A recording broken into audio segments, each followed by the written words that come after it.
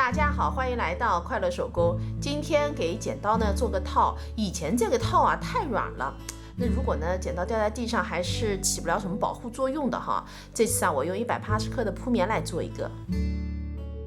铺棉呢烫在了面子上边，面子上面我画了格子，格子是正方形，宽度呢3厘米，然后准备6片7厘米的正方形，把布片的其中2条边烫进1厘米。我们把烫好的2条边的尖角对准这儿的尖角，我们把5、6、7、8、9、10依次呢都这样车上。车的时候咱们就车这2条边哈。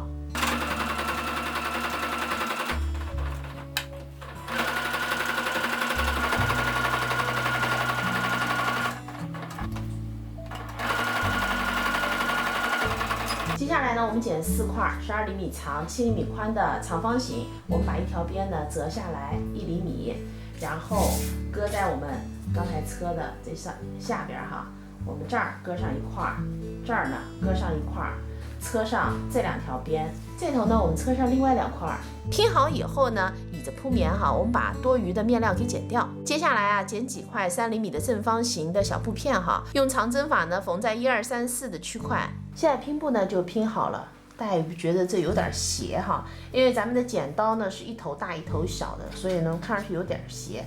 这个方法拼好以后呢，咱们的里子面子呢就更贴合了哈，而且也硬了很多。这也是另一片哈，我也用拼布的方法做好的，上边呢还进行了一个刺绣。那这个呢正好是我姓名的缩写。然后呢，我们再准备2份里子哈，我们把一份里子和面子呢叠齐，然后用包边带咱们把它包住这个部分。下面呢把另一份里子面子叠齐，再叠上这份材料，然后用包边带呢把它给包一层。那这一层是已经包过了，那包的时候呢咱们把它折下来，把这个包上。剪刀套呢我是做了2款，这个呢是给花边剪刀用的，因为它没有刃儿哈，所以半把就可以了。